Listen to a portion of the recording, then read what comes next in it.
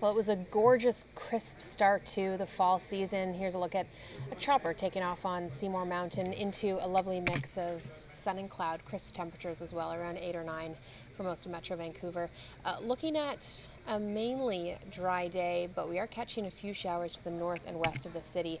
Look at your temperatures as we head into the 3:30 p.m. hour. 17 in through YVR, 19s down towards White Rock, Pitt Meadows, Abbotsford, 16 in through Victoria. So a seasonal day for the most part. So a couple things going on in our atmosphere. First of all, this low pressure system off the north coast, that's directing west to east flow in general. And one of the things it's bringing in is a little low pressure system. That's what's quickly approaching the southwest coast as we head into the forecast for Thursday.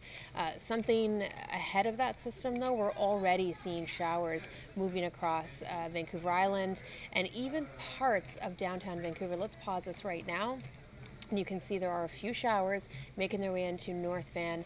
We may get clipped by a couple of drips and drabs over the next few hours in through Metro Vancouver. But generally, our heavier rain is still to come. So there's that low pressure system being directed eastward. You can see by tomorrow morning, starting to see a fresh round of showers move into the south coast.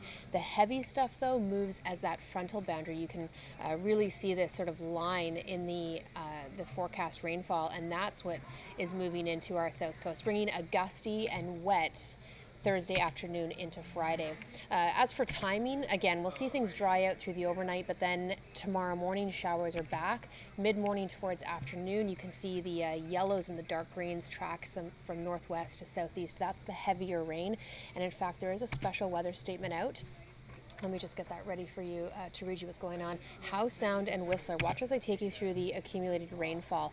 Starts to creep down the south coast tomorrow afternoon. Those yellows, that's where we could be seeing 40 to 60 millimeters. So Squamish up towards the Sunshine Coast at risk again. And the special weather statement talks about rainfall rates of 6 to 8 millimeters per hour tomorrow night, which means a lot of rainfall happening in a short amount of time. Not quite warning criteria, but remember how hard our ground is from drought conditions over the summer. That is still impacting runoff. The ground is unable to absorb that rain, so we may see runoff happen again this weekend. Whistler and Pemberton, heads up, because I know this was a big story last weekend. We may be looking at similar conditions. I'll keep you posted, and I'll have more details tonight. Oh, and if you're wondering, things do look to dry out just in time for the weekend.